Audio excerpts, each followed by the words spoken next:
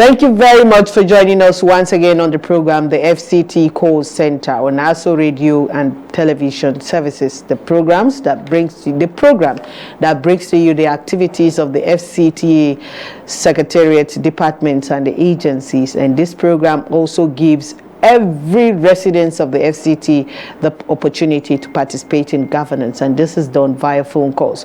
So we'll be opening the telephone lines for your questions and contributions. On today's edition of the program, we have from the Office of the Secretary, Command and Control Center of the Federal Capital Territory Security Service Department, Dr. Peter Olumuji.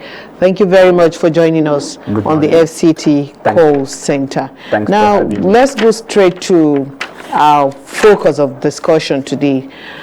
How would you assess security situation in the FCT? Well, generally, the security situation in FCT is relatively peaceful. Looking at FCT as the capital city of Nigeria, which has just clocked 32 years yesterday, because on the 12th of December 1991, the seat of power moved from Lagos State to the FCT. And naturally, that movement will also increase the level of insecurity for those living here, because you now have different people migrating into the city center. But by and large, over the years, security issues have evolved, and I could say without fear or favor that FCT is relatively peaceful. And because I know that so many people from other troubled states are coming in here for safety. So that's why, and if FCT is not safe, people will not leave their state, politicians and others, to come here, to come and reside. FCT is peaceful. Okay. Yes. Now, fighting security means budget, enough budget to tackle whatever insecurity might arise. Now, are you well equipped in the Federal Capital Territory to manage security situation? When you talk about being well equipped, I will stand it as a relative term. And do you know why I will say that? Because generally in the world over, security issues, we have new emerging security threats on a daily basis, and you need to have people trained to be able to tackle such.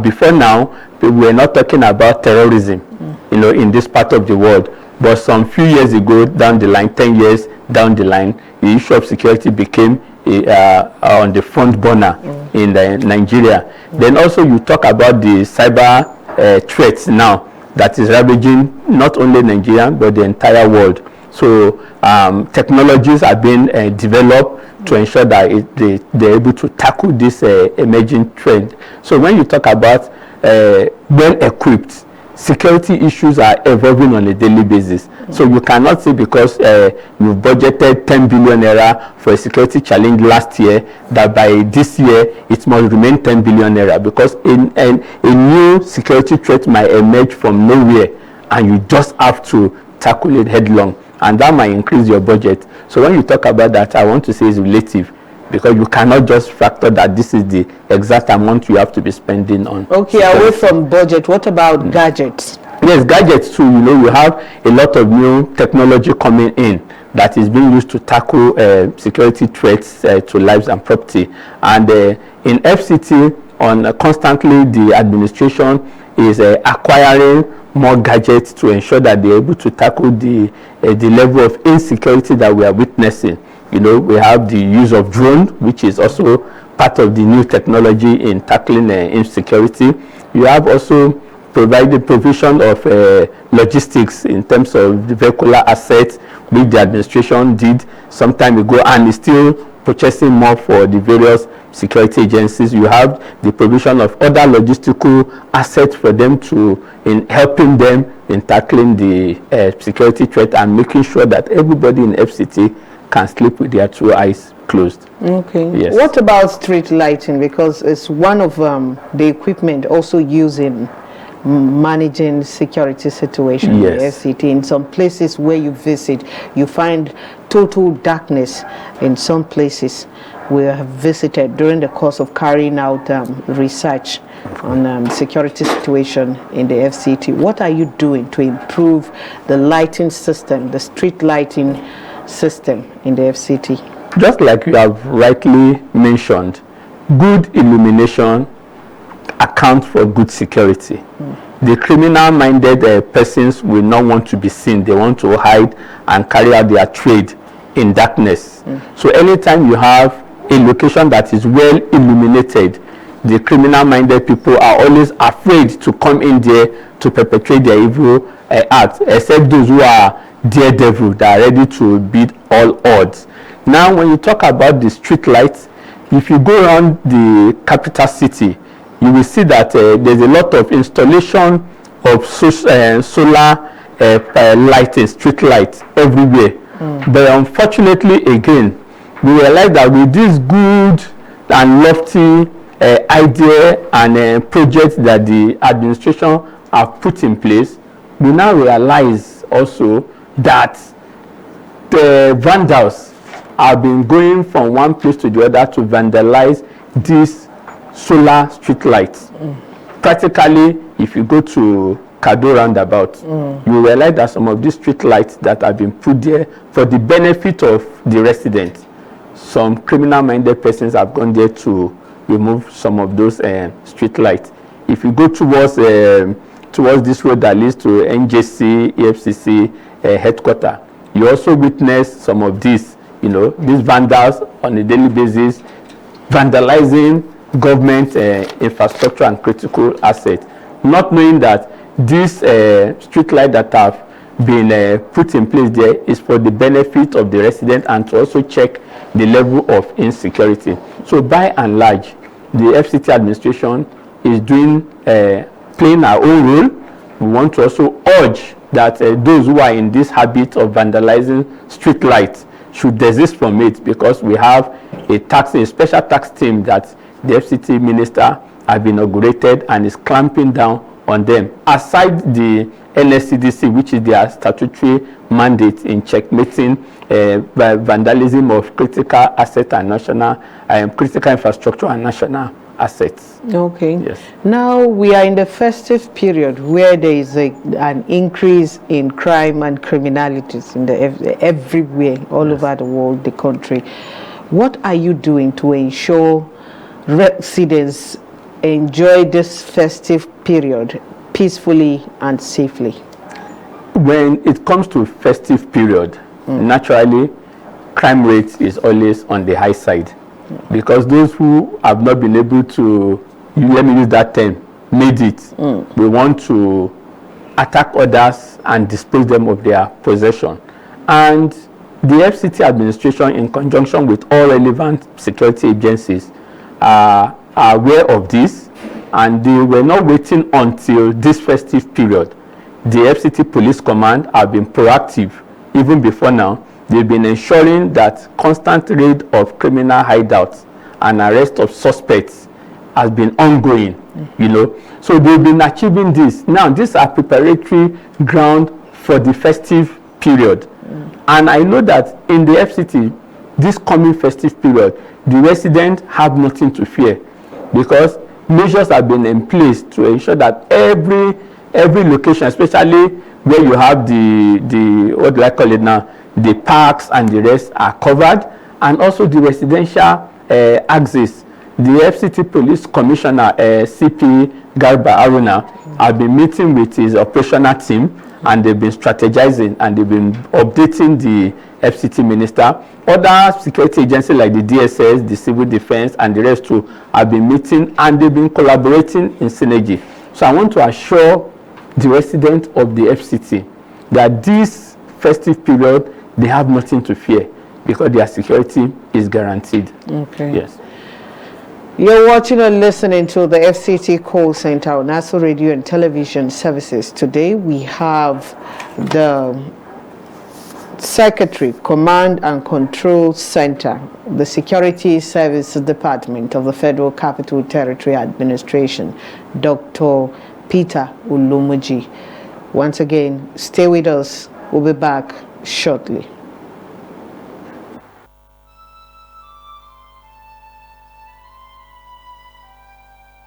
We are a nation blessed with people of diverse cultures, religions, languages, and opinions. It is ironic that we are now being ripped apart by our greatest strength, our diversity. We have allowed intolerance, insensitivity, bigotry, and nepotism to blind our vision of the greatness we can achieve working together as one. We may not have the same culture, nor religion, nor language, but we all belong to the same nation by the divine will of God. We did not choose to be Nigerians. Nigeria chose us. This nation is our divine heritage, and if we open our eyes, we would realize that what divides us pales in comparison to what unites us. And by the comparison and conciliation of our differences, we will grow until our differences disappear. Our unity cannot be willed by mere declarations, nor do we get unity by ignoring the questions that beg for answers. We must celebrate our diversity and debate our differences without fracturing our unity. Our strength is not in our numbers, but in our unity, because even the weak become strong when united. Nigeria unite. This message is brought to you by Abuja Broadcasting Corporation, owners and operators of ASO Radio 93.5 FM Abuja, ASO Television DSTV Channel 392, Star Times Terrestrial Channel 127, Free TV Channel 507, People's TV Channel 285, and UHF Channel 38.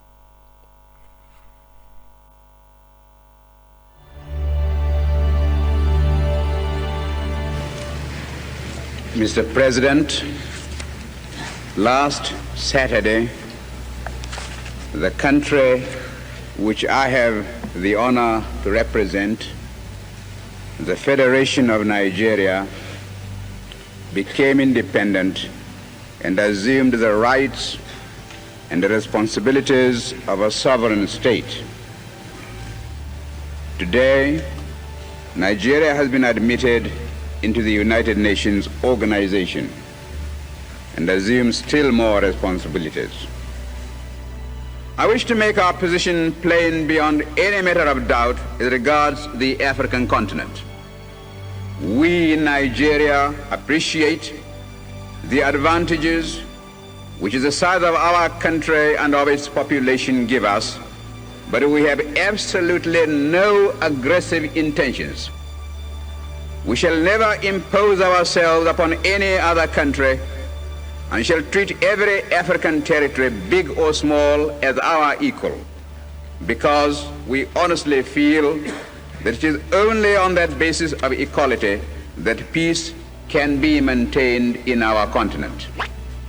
We in Nigeria are a populous country. There are about 40 million of us, and our territory is relatively large. We are willing to learn before we rush into the field of international politics. But we are totally unwilling to be diverted from the ideals which we think true. That is the reason, Mr. President, why we in Nigeria shall not be found to align ourselves as a matter of routine with any particular bloc. Indeed, I hate the very idea of blocs existing at all in the United Nations. It seems to me to be a contradiction in terms. When we hear the world crying out for peace, we may receive the inspiration to deal with these intractable problems and be able really to devote all our resources to the advancement of mankind by applying those eternal truths which will inevitably persist long after we ourselves are utterly forgotten. Thank you, Mr. President.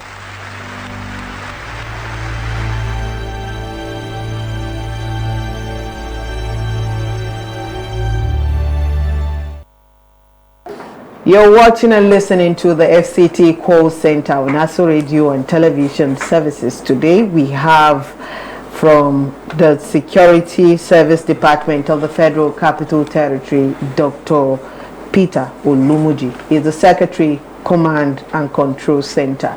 Thank you very much for joining us on the FCT Call Center today. We also have from the Security Service Department, Mr. Okoro Festus, is the Chief Admin Officer of the Security Service Department, FCTA. Thank you very much for joining us on the FCT Call Center. It's my pleasure. Okay. Thank you. Now, how does the department collaborate with other law enforcement agencies to manage law and orderliness to ensure the safety of lives and properties in the FCT? Okay, thank you very much. Actually, we have levels of collaboration.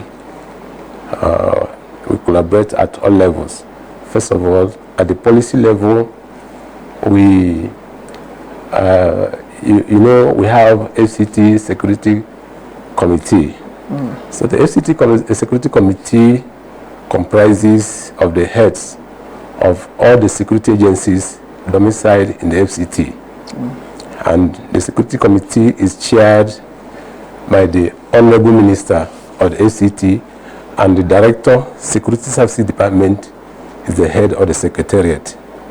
So that is where most of the policies, or should I say major policies, to ensure the safety and security of residents of the FCT are taken. And then, so after the committee must have taken decisions, the Security Services Department now communicates the decision of the FCT Security Committee to the strategic level, that is at the level of planning and strategizing on how to implement the policies. So we communicate to the respective security agencies the decisions of the FCT Security Committee.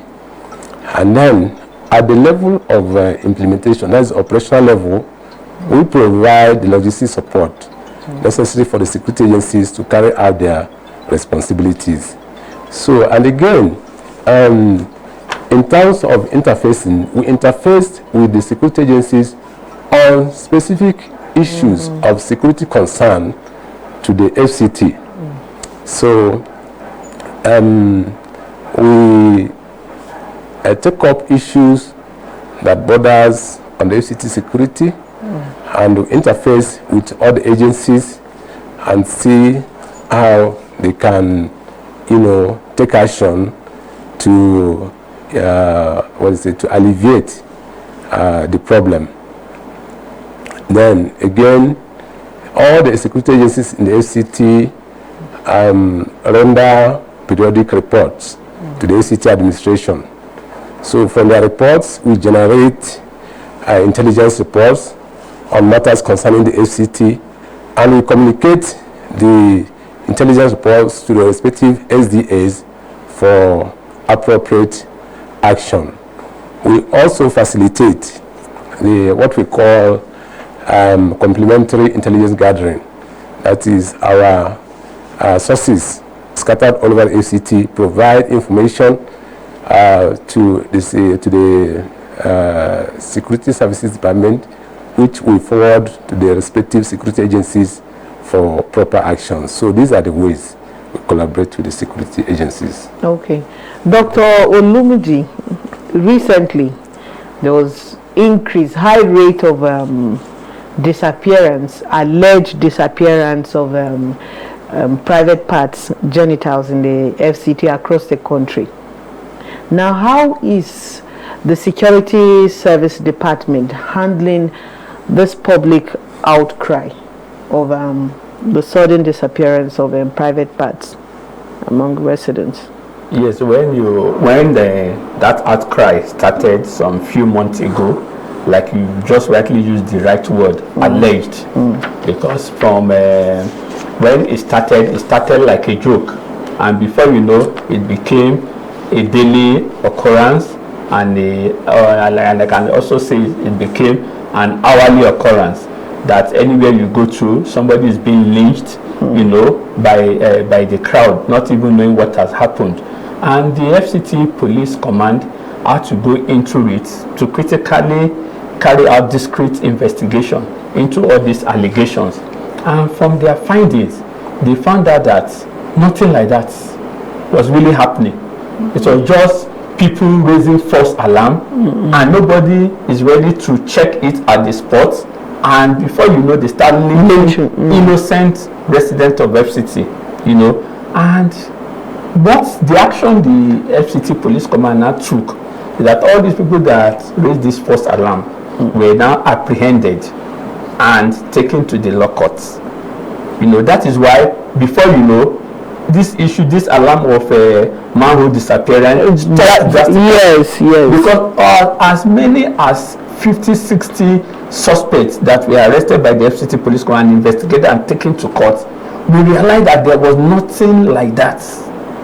So why would somebody start raising false alarm on his fellow human being? So immediately they, and if you are not lucky, you'll be killed. That is it. You know, in fact, there are so many victims that were at the verge of being killed, if not that for the timely intervention of the Nigerian men of the Nigerian police. And once they started prosecuting them, everything died down. So, and you know, we want to use this medium to let the resident of FCT know that it's not just raising false alarm on somebody. Whenever there's an alarm being raised, try to know what is really the issue. Most of these people that they raised false alarm on, there was nothing like that. And everything about manhole disappearance stopped drastically. Just the way it came suddenly, it stopped suddenly. Yes. And that is a good, and we give kudos to the FCT Police Command for doing a thorough job. If they had not done a thorough job, that incidences would have continued, and it would have led to loss of lives of innocent FCT residents. Okay, now to you, Mr. Okoro Festus. If you go around the Federal Capital Territory, you observe that most of the manhole covers and railing of the bridges have been removed and stolen. What is the department doing to ensure that the remaining ones are not removed? And so far, any arrest or prosecution? Have you arrested the vandals? Okay. Yeah, thank you very much. The issue of vandalization of assets and infrastructures, you know, is the responsibility of the Nigerian Security and Civil Defense Corps. So whenever we have reports of vandalization, we channel them to the Nigerian Security and Civil Defense Corps, and we also interface with them. But the issue is that a lot of people have been arrested. Even there was a time we set up a joint task force, you know, on the issue of recovery of manholes. And that task force did a very commendable job. So people were arrested, and even the receivers of those vandalized items were also identified and apprehended. And as I'm talking to you now, a lot of those vandalized items are already in the courts. But you know that when an issue is sub judice, so you have to allow the court process to, you know, to be completed before you retrieve the items. So if you are still seeing some manholes that are not being replaced, it's because the judicial process has not been completed, and I'm sure that as soon as the judicial process is completed, the items will be recovered from the courts and they'll be taken back to from where they were vandalized. So we commend the security agencies in the FCT, all of them, for their steadfastness and their efforts at recovering those stolen items. Dr. Olumuji, recently you embarked on a demolition of a street, a popular street at the Oto Market. What prompted this exercise? No, we did not embark on demolition of a popular street. But I mean demolition on shanties and we embarked on a clean-up exercise within the Oto Market. You know, because if you go to the present day Otako Market, what you will see there is an eyesore, and both those who go there to access the market and those living within that vicinity are really complained about a lot of nuisances, ranging from environmental nuisance to secure threats to lives and property, to also issues of illicit drug trading and usage within that environment. And the concern of the FCT minister is that anywhere there's this form of nuisance or threat to lives and property, the administration ought to go in there and do the needful.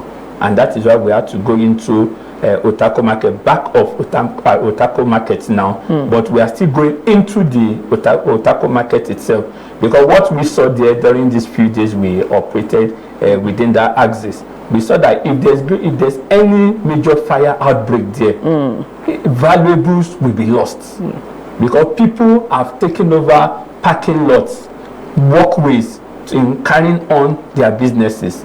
And like you know, we have to tell the management that if care is not taken, the Otako Market will be shut down.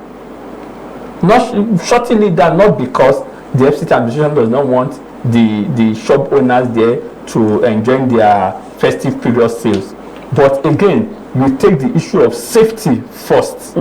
At every point in time, safety comes first. So if they are not looking at that first, then we ought to do it for them. And by and large, the market management and the consultant there that we met on ground, they are happy with what we are doing. But again, we have also charged them that they must sustain the good work the FCT administration is doing there, because we will not be there forever. But they ought to carry on the good work we have done. The team is still there right now as I'm speaking to you. So it's a clearance operation we are doing that involves environmental issue and threat to lives and property and safety within that axis. Okay. Yes. Now to Otako Market and some of the places you have removed shanties and makeshift buildings, makeshift settlements used by criminals and other elements to perpetrate acts that are not in conformity with safety standards. How often do you carry out follow-up to these areas to ensure that those you remove will not come back? Because example, you remove in the morning, before you go back in the evening, they are back to where you removed them. How often do you carry out follow-ups? Yes, normally whenever we go into a place to carry out a removal of shanties and slum activities within that place, like I will give you a practical example, the Apoduse Partaker Market, which is sitting on people's plots of land. And the residents of that, within that vicinity, we have over 16 estates within that place. They wrote to the FCT minister decrying what is really going on there that has affected them both security-wise and health-wise. And if you also look at the Mabuchi N16 road that we had to go in there and clear, at that Mabuchi N16 road, we spent over 3 weeks ensuring that we're able to remove all those shanties that are being used for hibernation by these criminal elements. And whenever we finish that, the relevant SDA department within the team will always write to the landowners for them to take over that particular location. Like for the Apoduse, the development control department have gotten in touch with those who own those land for them to take over, because we realize that if the people that own those places don't take over, then this activities, those negative activities will come back to this place, and it will be as if we are wasting government resources. So basically, whenever we remove a place, if it is a residential plot, the development control department writes to the plot owner to take over it. If not, those plots will be revoked. And where we know it is a major road corridor like the N16 Mabuchi Road and the rest that we have cleared in Galadima roundabout axis, the FCT administration also have the Parks and Recreation Department that always ensure that they do the needful temporarily before the road project will commence. So these are measures that is always been taken to ensure that those nuisances will not come back. But again, I will not sit down here and tell you that some of they are not places, back. they don't come back. But we do a follow-up. We do a follow-up mop-up operation in those axes. Okay. Now, Mr. Okoro Festus, report has it that criminals cohabit in uncompleted buildings. They also sell illicit drugs in such building. What measures have you put in place to check this problem? Okay, actually, whenever we receive reports of any building being used for any criminal activity, we will activate our command and control center, for a raid. And sometimes we take up the issue with the lead agency in charge of that particular section.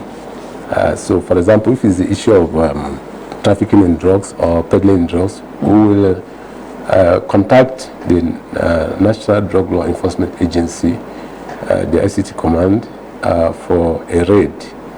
And whenever we have a report or intelligence report, we don't relent. We make sure that immediate action is taken, to control the situation. Okay, now finally, before we go, how would you assess the security situation in the FCT? Okay, the security situation in the FCT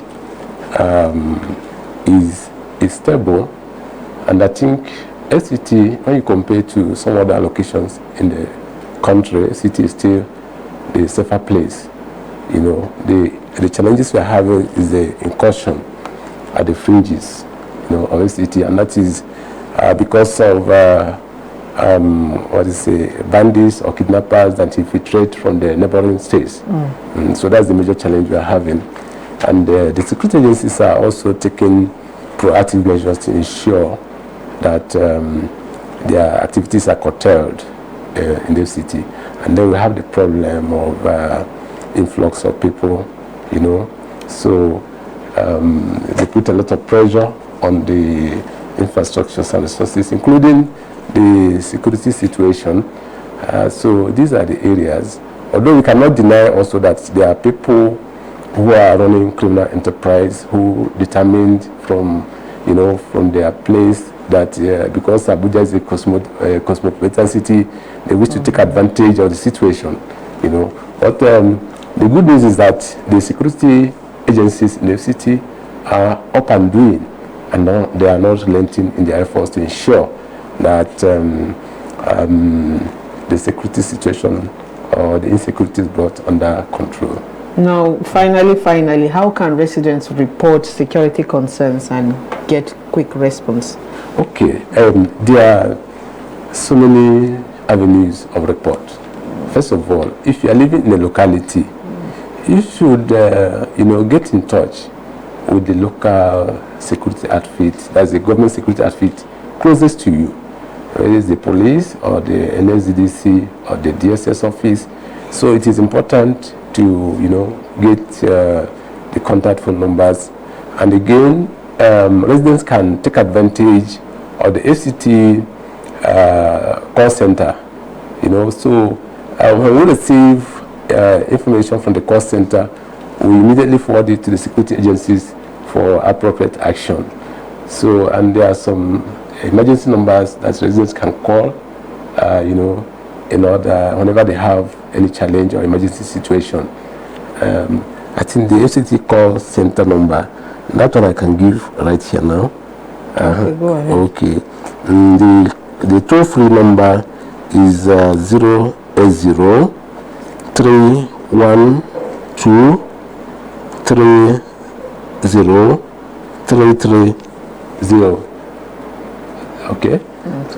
Then we have police emergency numbers too, and for police emergency numbers, okay. Subsequently, we'll give a scroll of the security numbers when we are ready with it. Yeah. Thank you very much. Mr. Dr. Peter Olumuji, your final words before we go. Yes, my final word to FCT residents is that they should take personal security very, very serious. And personal security entails them to involve what we call situational awareness. Just don't take things on face value. Whenever you see something, you say something to the relevant security body. Thank you. Okay. With that, we have come to the end of today's edition of the FCT Call Center. Thank you very much, Dr. Peter Olumuji, the Secretary, Command and Control Center, Security Service Department of the Federal Capital Territory. Thank you for joining us on today's edition of the FCT Call Center. Thank you very much also to Mr. Okoro Festus. He is the Chief Admin Officer of the Security Service Department of the Federal Capital Territory. Thank you for coming on to this edition of the FCT Call Center. It's my pleasure. Thank you. Do join us next week for another edition of the program. I am Paulina Adojo. Thank you very much for staying with us.